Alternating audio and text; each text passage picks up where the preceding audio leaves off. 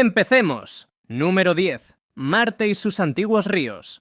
En 2012, el rover Curiosity de la NASA aterrizó en el cráter Gale de Marte y encontró algo que los científicos esperaban, pero que resultó ser sobrecogedor en su detalle. Piedras perfectamente redondeadas por el flujo de agua corriente, idénticas en forma y textura a las que se forman en los lechos de los ríos de la Tierra.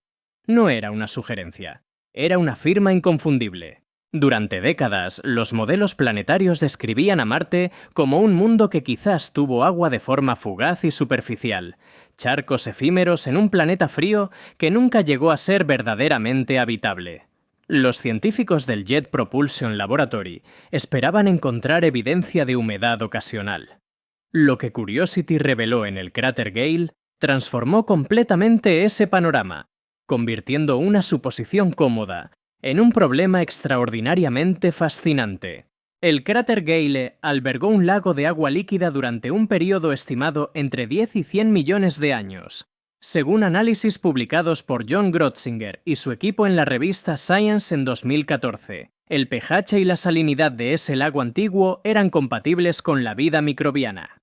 El monte Sharp, que se eleva desde el centro del cráter, preserva capas de sedimento que registran épocas climáticas alternadas, períodos húmedos seguidos de períodos secos, como las páginas de un diario geológico que nadie ha terminado de leer. En 2018, el instrumento SAM del Curiosity detectó moléculas orgánicas complejas preservadas en rocas de 3.500 millones de años de antigüedad, un resultado confirmado por Jennifer Eigenbrode y su equipo en Science. Marte tuvo atmósfera densa, magnetosfera activa y química compatible con la vida durante cientos de millones de años. Esas condiciones ya no existen, pero la química que dejaron atrás sigue allí, atrapada en la roca. Cada kilómetro que el rover avanza sobre la superficie polvorienta de Marte es un kilómetro sobre el fondo de un lago que se evaporó hace 3.000 millones de años. ¿Qué quedó atrapado en ese sedimento antes de que el agua desapareciera para siempre?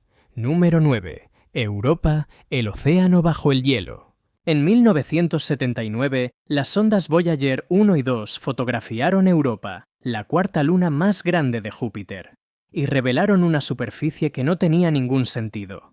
Una esfera de hielo casi perfectamente lisa, cruzada por miles de líneas rojizas como cicatrices recientes, sobre una piel demasiado joven para existir en un sistema solar de 4.500 millones de años de antigüedad.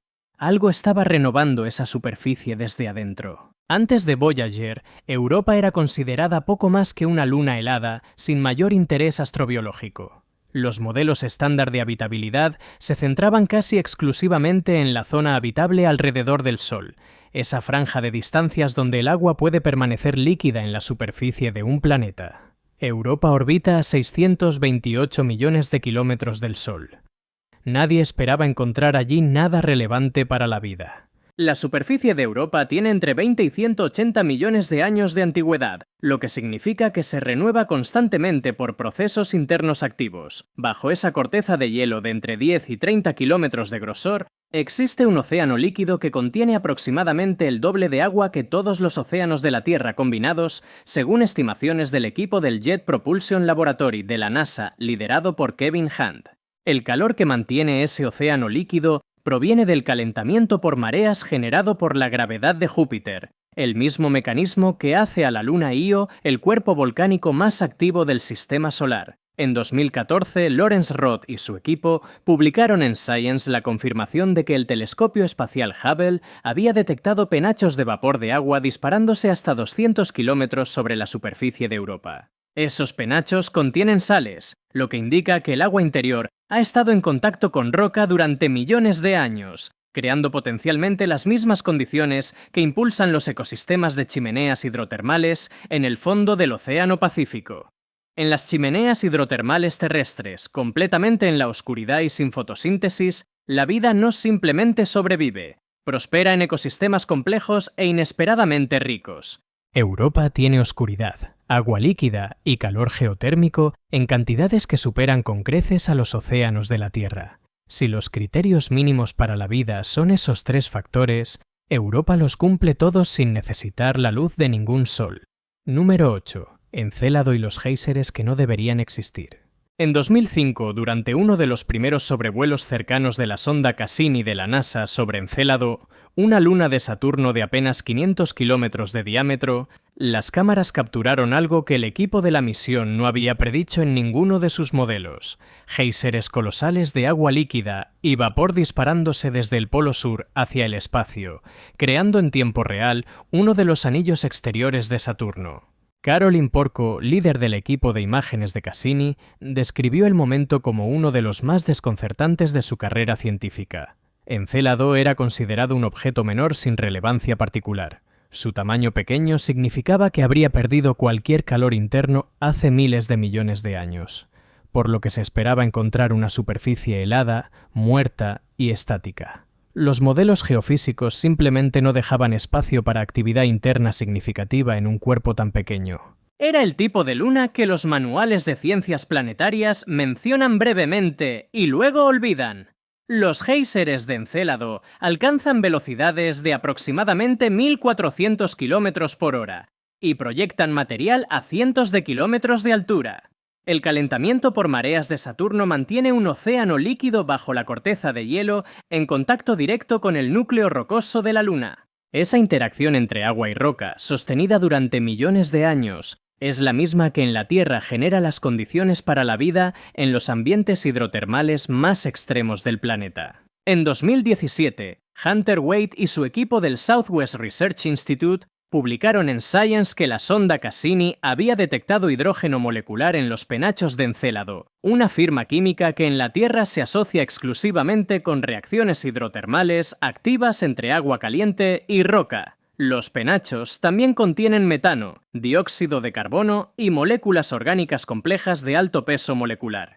Cassini pasó directamente a través de esos géiseres en múltiples ocasiones, realizando en esencia un análisis de laboratorio del interior de un océano alienígena sin necesidad de aterrizar.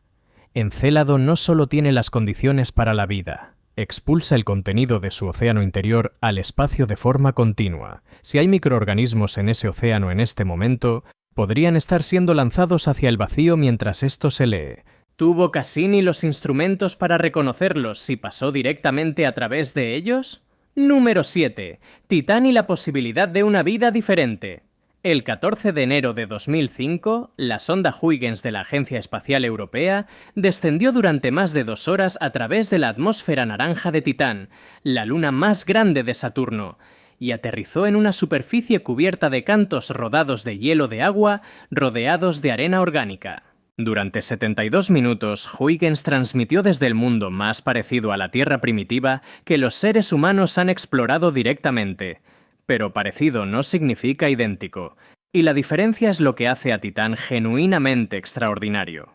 La astrobiología convencional busca vida basada en agua líquida como disolvente. Titán tiene lagos, ríos, lluvia y ciclos hidrológicos completos. Pero el líquido no es agua. Es metano y etano líquidos, a temperaturas de aproximadamente 179 grados Celsius bajo cero. La atmósfera de Titán es 1,5 veces más densa que la de la Tierra, y está compuesta principalmente de nitrógeno, el mismo gas que domina el aire que respiramos. La geografía es familiar, la química es completamente ajena. En 2015, James Stevenson y su equipo del Instituto Cornell publicaron en Science Advances que membranas celulares basadas en acrilonitrilo podrían funcionar en metano líquido en lugar de agua, cumpliendo la misma función que las membranas lipídicas en la vida terrestre. En 2017, el telescopio ALMA confirmó la presencia de acrilonitrilo en cantidades significativas en la atmósfera de Titán.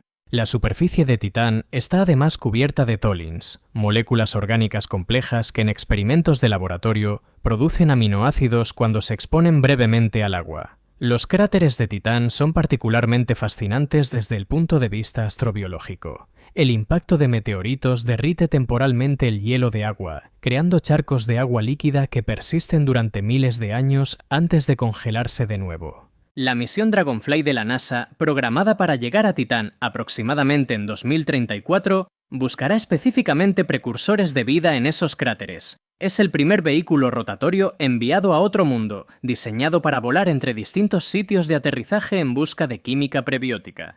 Si la vida puede surgir usando metano líquido como disolvente a 179 grados bajo cero, entonces la definición de zona habitable ha sido demasiado estrecha desde el principio, y el universo potencialmente habitable es órdenes de magnitud más vasto de lo que los modelos actuales calculan. Número 6. Ganímedes y los océanos que se multiplican. En marzo de 2015, la NASA anunció que el telescopio espacial Hubble había encontrado la prueba definitiva de algo que los científicos sospechaban desde 1996. Ganímedes, la luna más grande del Sistema Solar, con un diámetro de 5.268 kilómetros que supera al del planeta Mercurio, tiene un océano salado de agua líquida atrapado bajo su superficie. Lo profundamente perturbador no era el océano en sí, era la forma en que se había encontrado. Hasta ese momento, detectar océanos subterráneos requería sondas que se acercaran físicamente a la luna objetivo. La técnica utilizada por Joachim Sauer y su equipo de la Universidad de Colonia fue completamente diferente. Observaron las auroras polares de Ganímedes desde la Tierra.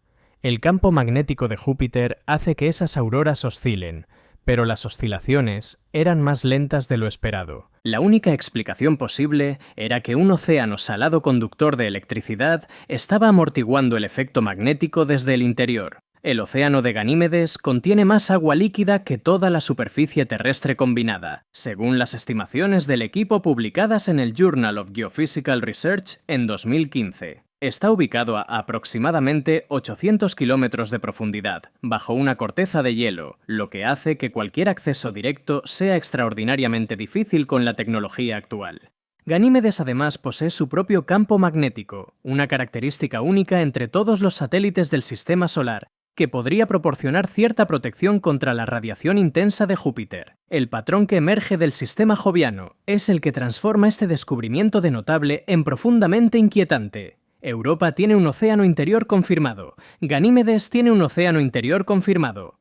Calisto muestra indicios sólidos de tener el suyo. La misión JUICE de la Agencia Espacial Europea, lanzada en abril de 2023 y programada para llegar al sistema de Júpiter en 2031, investigará los tres mundos con instrumentos diseñados específicamente para caracterizar esos océanos ocultos.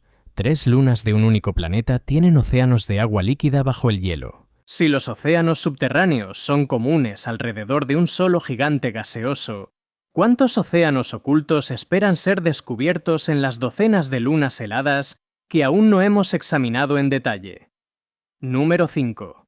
Venus y la molécula que no debería estar allí. El 14 de septiembre de 2020, un equipo de astrónomos liderado por Jane Greaves de la Universidad de Cardiff publicó en Nature Astronomy un anuncio que sacudió la comunidad científica con una fuerza que nadie anticipaba. Habían detectado fosfina en las nubes de Venus. La fosfina es un gas que en la Tierra se produce casi exclusivamente mediante procesos biológicos o industriales. Ninguno de los dos debería existir en la atmósfera venusiana. Y sin embargo, estaba allí. Venus es, en su superficie, el infierno más cercano que existe en el Sistema Solar. Temperaturas de 465 grados Celsius, presiones aplastantes equivalentes a 90 atmósferas terrestres, lluvia de ácido sulfúrico concentrado. Todo modelo de habitabilidad planetaria coloca a Venus en la categoría de mundo definitivamente estéril. La búsqueda de vida en el Sistema Solar nunca había considerado seriamente a Venus como candidato relevante. La detección se realizó a altitudes de entre 48 y 60 kilómetros sobre la superficie venusiana, donde la temperatura oscila entre 30 y 80 grados Celsius y la presión es comparable a la de la superficie terrestre. En esa franja de nubes, la atmósfera de Venus es el ambiente más parecido a la Tierra que existe fuera de nuestro planeta. El astrónomo Carl Sagan y el biólogo Harold Morovitz habían propuesto ya en 1967, en un artículo publicado en Nature, que microorganismos podrían sobrevivir precisamente en esa capa de nubes, flotando permanentemente en corrientes ascendentes y descendentes, sin nunca tocar la superficie letal. Ningún proceso geoquímico o fotoquímico conocido en Venus puede producir fosfina en las concentraciones inicialmente reportadas de entre 5 y 20 partes por billón. Un reanálisis de los datos en 2021, liderado por Jerónimo Villanueva del Centro Goddard de la NASA, redujo la estimación a aproximadamente 1 parte por billón, pero no eliminó la detección. La señal quedó en ese espacio científico incómodo, donde la anomalía es demasiado persistente para descartarse y demasiado incierta para confirmarse. La detección de fosfina en Venus no fue confirmada ni refutada definitivamente. Quedó suspendida en la atmósfera de un planeta que todos habíamos descartado, recordándonos que las suposiciones más cómodas son con frecuencia las más peligrosas en ciencia. Número 4. Io y los límites de lo inhabitable. Io es el cuerpo geológicamente más activo del sistema solar. Sus volcanes expulsan azufre a alturas de 500 kilómetros sobre la superficie. Su corteza se renueva completamente cada pocos siglos. La gravedad combinada de Júpiter, Europa y Ganímedes lo estruja y estira de forma continua, generando una producción de calor interno de aproximadamente 100 teravatios, más que toda la energía radiogénica que emite la Tierra. Es el último lugar donde cualquier científico razonable buscaría vida. Eso podría ser exactamente lo que lo hace fascinante. La habitabilidad, según todos los modelos convencionales, requiere estabilidad, temperaturas moderadas, química relativamente constante, ausencia de radiación extrema. Io viola sistemáticamente cada una de esas condiciones. Su superficie está cubierta de depósitos de azufre de colores que van del amarillo al negro. Sus lagos de lava alcanzan temperaturas superiores a 1600 grados Celsius, y la radiación del cinturón de Van Allen joviano bombardea su superficie de forma constante e intensa. Los compuestos de azufre que cubren la superficie de Io son exactamente los que utilizan ciertos microorganismos quimiolitotróficos terrestres como fuente de energía en lugar del oxígeno. Estas bacterias extremófilas, encontradas en las bocas de volcanes activos y en ambientes con altísimas concentraciones de azufre, no solo toleran esas condiciones, las necesitan para sobrevivir. En la Tierra se han encontrado organismos activos en fluidos a temperaturas superiores a 120 grados Celsius, muy por encima del punto de ebullición del agua a presión atmosférica normal. El subsuelo de Io es la parte verdaderamente perturbadora. Los modelos geofísicos sugieren la posible existencia de capas de roca fundida y fluidos hidrotermales a profundidades donde la radiación superficial no penetra y donde la presión podría estabilizar química compleja. Ninguna misión ha investigado directamente el subsuelo de Io. La intensa radiación joviana hace que el acceso sea técnicamente extraordinario, lo que significa que nuestra ignorancia sobre el interior de esta luna es casi total. La intuición científica dice que Io es demasiado hostil para la vida. Esa misma intuición dijo que las chimeneas hidrotermales del fondo marino eran demasiado hostiles, antes de que encontráramos ecosistemas completos prosperando en total oscuridad, bajo presiones aplastantes y en temperaturas letales. ¿En qué punto exactamente deja Io de cumplir con la definición más básica de ambiente potencialmente habitable? Número 3. Urano y los datos que nadie había visto. En 2023, un equipo de investigadores liderado por Jamie Jasinski del Jet Propulsion Laboratory de la NASA se dispuso a revisar datos archivados de la sonda Voyager 2, recolectados durante su único sobrevuelo del sistema de Urano en enero de 1986. Lo que encontraron no era nuevo. Llevaba 37 años guardado en los archivos. Nadie lo había interpretado correctamente. Y cuando finalmente lo hicieron, los resultados fueron publicados en Nature Astronomy con una implicación que transformó la percepción de todo un sistema planetario. Al menos una luna interior de Urano podría tener un océano activo expulsando material al espacio. Urano es el planeta más ignorado del sistema solar exterior. Solo una sonda lo ha visitado, durante un sobrevuelo de apenas 45 minutos de máxima aproximación en enero de 1986. El sistema joviano tiene flotas de misiones dedicadas. El sistema saturnino fue estudiado durante 13 años por Cassini. Urano recibió 45 minutos de atención directa y luego fue clasificado como destino de baja prioridad durante décadas. El equipo de Jasinski detectó fluctuaciones magnéticas en los datos de Voyager, dos que indicaban que la sonda había atravesado un penacho de plasma caliente, similar a los penachos de Encélado, eyectado desde una de las lunas interiores de Urano, probablemente Ariel o Miranda. Miranda presenta cañones de hasta 20 kilómetros de profundidad y evidencia de actividad tectónica reciente que los modelos actuales no pueden explicar. Ariel muestra valles de rift en su superficie, que en la Tierra se asocian con extensión cortical impulsada por calor interno. Urano Tiene 27 lunas conocidas. Solo una sonda las ha fotografiado durante 45 minutos hace casi 4 décadas. Los instrumentos de Voyager 2 no fueron diseñados para detectar los fenómenos que el equipo de Jasinski buscaba retroactivamente. El Decadal Survey de Ciencias Planetarias, publicado en 2023 por la Academia Nacional de Ciencias de Estados Unidos, recomendó una misión orbitadora a Urano como la máxima prioridad de la próxima década, precisamente por la magnitud de lo que desconocemos.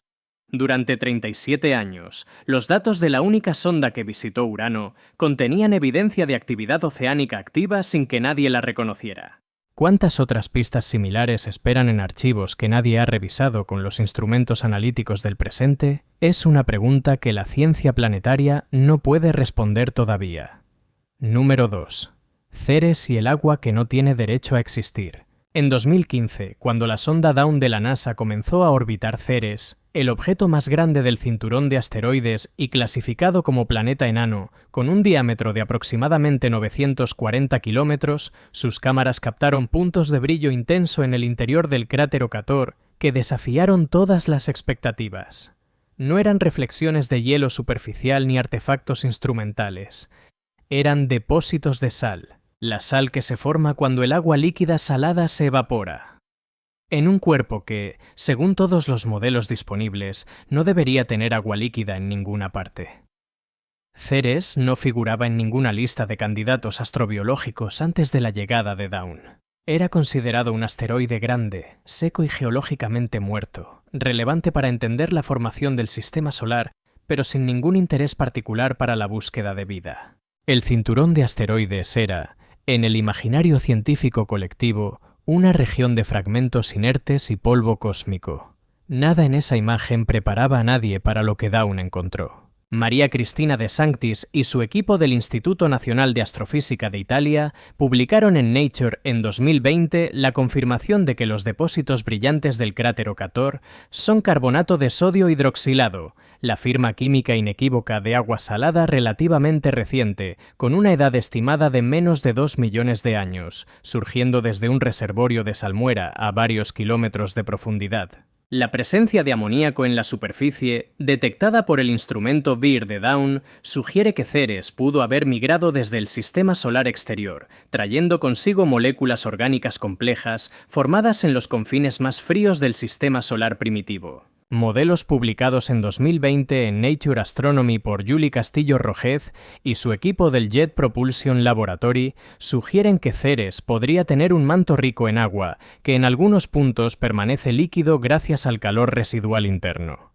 Ceres representa aproximadamente el 40% de la masa total del cinturón de asteroides. Si un planeta enano aparentemente inerte en esa región tiene salmuera líquida activa, surgiendo desde el subsuelo en este momento, el cinturón de asteroides deja de ser un cementerio y se convierte en algo considerablemente más perturbador. Ceres enseña que los ambientes potencialmente habitables no necesitan estar cerca del Sol, ni ser lunas de gigantes gaseosos, ni cumplir ninguno de los criterios que la astrobiología convencional consideraba indispensables.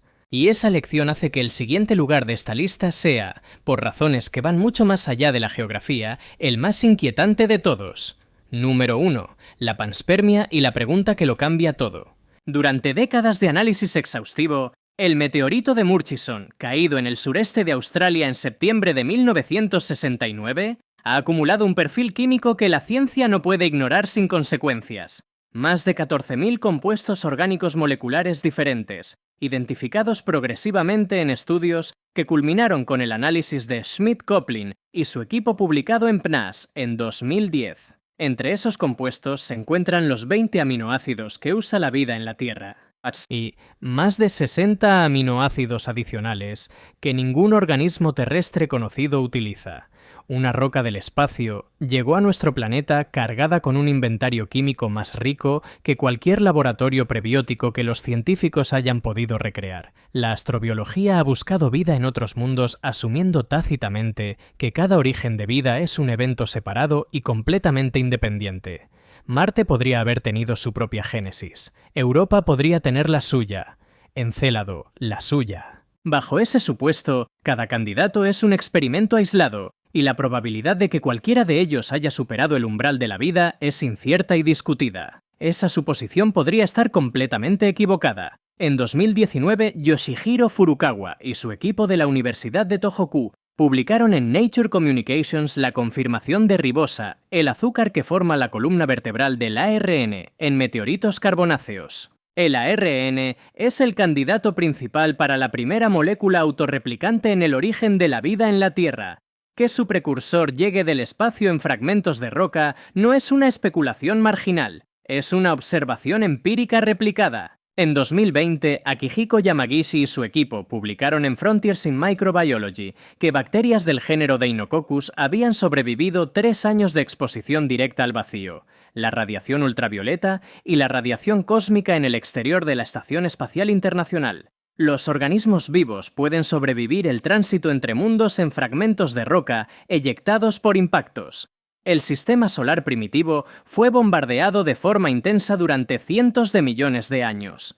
Fragmentos de Marte llegaron a la Tierra. Fragmentos de la Tierra llegaron a Marte. Material del sistema solar exterior llegó al interior. Si la vida surgió en un único punto de ese sistema durante ese periodo de intercambio masivo de material, se distribuyó.